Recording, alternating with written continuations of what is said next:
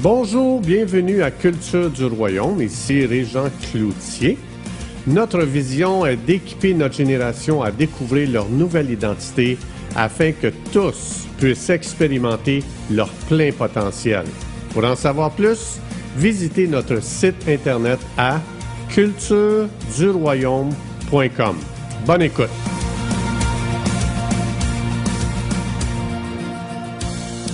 Bonjour, aujourd'hui je vais continuer sur le sujet qu'on avait déjà commencé dans les autres capsules sur les trois ciels. Aujourd'hui, je vais encore une fois rappeler aux gens, Éphésiens 2.6, ça dit que chaque croyant est assis au troisième ciel. Ça veut dire que chaque croyant lui a été donné le royaume. Chaque croyant a reçu l'autorité spirituelle pour opérer dans le royaume de Dieu. Donc, il faut savoir que Dieu n'a pas juste donné ça aux pasteurs, aux évangélistes, aux prophètes, aux enseignants ou aux apôtres. Ça a été donné à chaque croyant. Et dans Éphésiens 4.11, ça dit que Dieu a établi 5 offices que je viens juste de nommer. Et ces gens-là sont là pour le perfectionnement des saints. Donc, ça veut dire que les 5 offices d'Éphésiens 4.11 n'ont pas plus d'autorité que les autres croyants. Ça veut dire que chaque croyant est mandaté par Dieu pour opérer avec l'autorité spirituelle dans le royaume de Dieu. C'est à ça que ça sert, les 5 offices, à équiper les croyants, devenir matures dans leur appel, dans leur identité, dans leur destinée, dans qui ils sont devenus quand ils sont nés de nouveau. Donc, si on n'a pas cette révélation-là, ben, on va regarder le pasteur comme étant quelqu'un qui a plus d'autorité que nous, puis que c'est lui qui va tout faire. C'est lui qui va régner sur tout. Mais ce n'est pas ça le but de Dieu. Ce n'est pas ça le plan de Dieu. L'Église devient puissante. Oui, elle est puissante, mais elle va commencer à expérimenter la puissance pratiquement quand chaque croyant va se lever avec sa nouvelle identité. Et c'est quoi l'identité du croyant?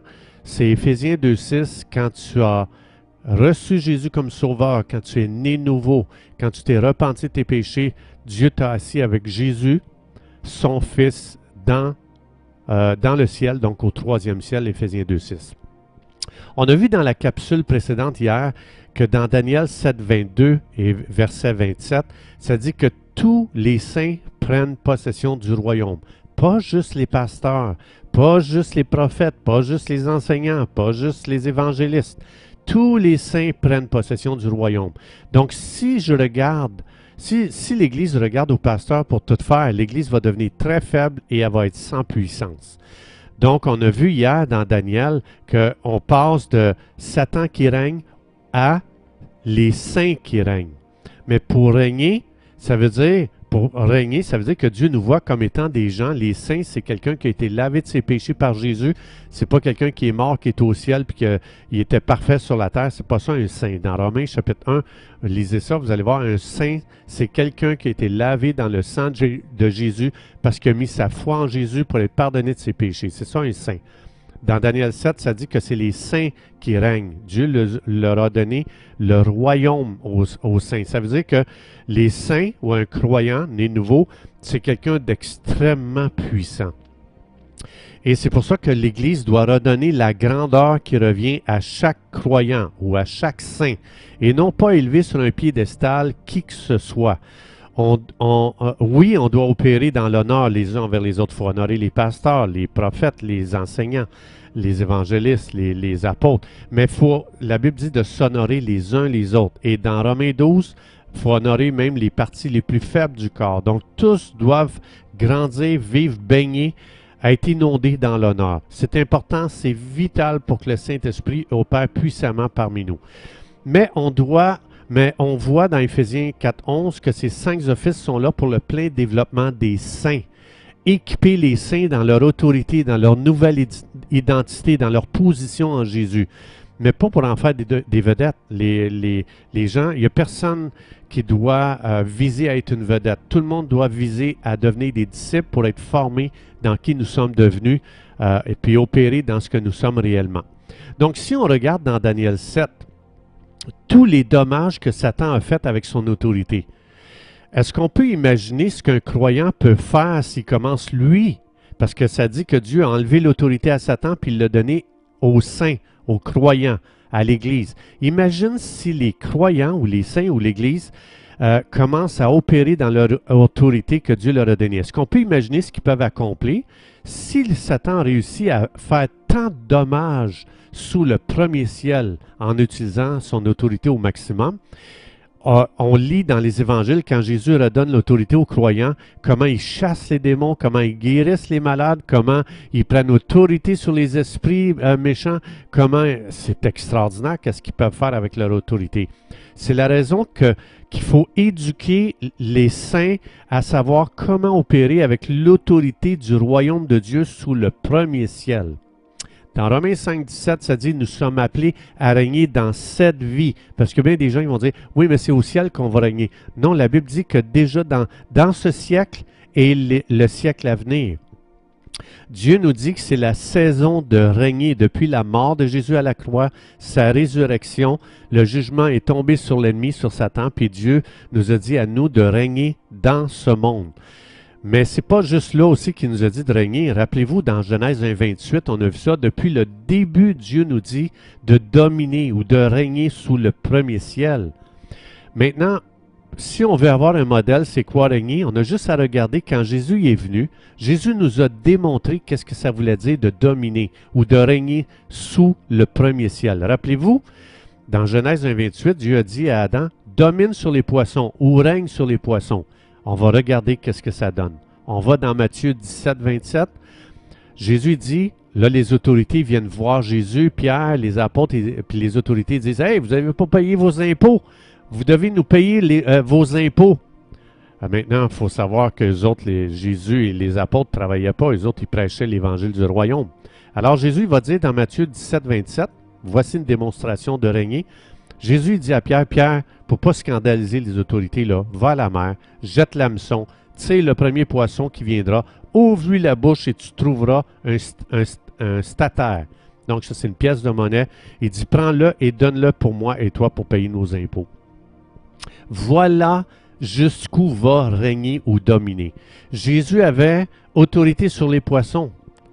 Ça veut dire que Jésus comprenait qu'est-ce que ça voulait dire d'opérer avec l'autorité. Moi, ça me révèle, et boy, j'ai beaucoup de leçons à apprendre concernant l'autorité. Est-ce que je comprends tout ce que ça veut dire? Non. J'ai beaucoup à apprendre, j'ai beaucoup à découvrir, j'ai beaucoup à expérimenter. J'ai besoin de l'esprit de révélation pour m'aider à comprendre qui je suis vraiment. C'est incroyable comment il y a un voile devant nos yeux pour pas qu'on voit qui on est. Donc, si on ne règne pas dans cette vie, ça veut dire qu'on laisse une place vide. Qui va la prendre? Évidemment, c'est le deuxième ciel. Lorsque Satan a son quartier général, ça dit que Satan, il utilisait son autorité pour faire beaucoup de dommages sous le premier ciel. Un exemple là, pour comprendre si les croyants n'opèrent pas avec leur autorité, qu'est-ce qui va arriver? On fait juste prendre un exemple. La police sous le premier ciel, comme j'expliquais, elle a l'autorité donnée par les hommes. Si on enlevait la police dans une ville juste pour un mois, qu'est-ce qui va se passer? On sait très bien que les maisons vont être dévalisées, les magasins vont être dévalisés, les banques vont être volées. Donc, ça veut dire que c'est le chaos. Bien, les croyants qui sont les saints, s'ils n'utilisent pas leur autorité, ils laissent le premier ciel à la merci du deuxième ciel, c'est-à-dire dans le chaos. Regardez ce que ça donne juste sur la terre, tout le chaos qu'il y a présentement dans notre génération. C'est pour ça que Dieu dit de former des disciples. Forme des gens, les saints qui vont apprendre à opérer à partir du troisième ciel, assis sur un trône avec Jésus, pour utiliser leur autorité sous le premier ciel. On va regarder qu'est-ce que ça donne. Quand Jésus est venu former des disciples. Je vais tourner dans Luc 10, chapitre 10, versets 17 à 20.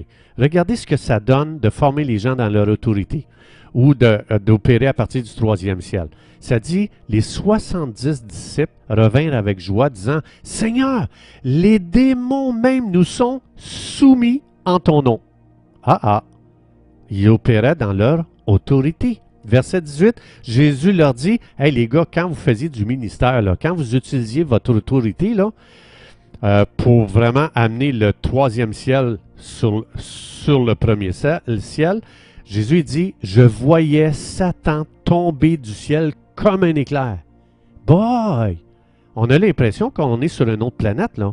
Verset 19, « Voici, je vous ai donné le pouvoir de marcher sur les serpents, les scorpions et toute la puissance de l'ennemi. » Donc, tout ça, c'est des symboles pour la puissance satanique. Jésus dit, « Rien ne pourra vous nuire. » Regarde, verset 20, ça dit, « Cependant, ne vous réjouissez pas de ce que les esprits vous sont soumis, mais réjouissez-vous de ce que vos noms sont écrits dans les cieux. » Avez-vous l'impression qu'on dirait qu'on est en train de lire quelque chose qui se passe sur une autre planète?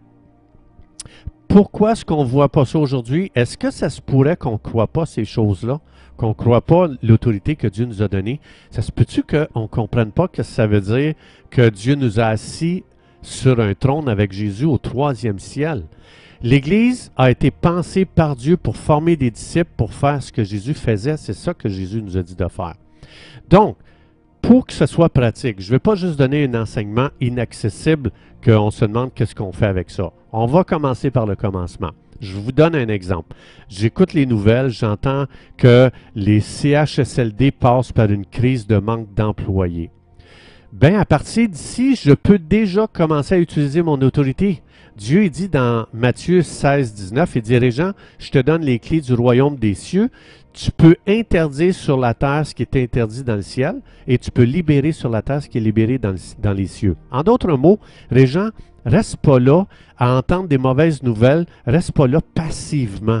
Utilise ton autorité que je t'ai donnée pour changer les choses sur la terre, sous le premier ciel.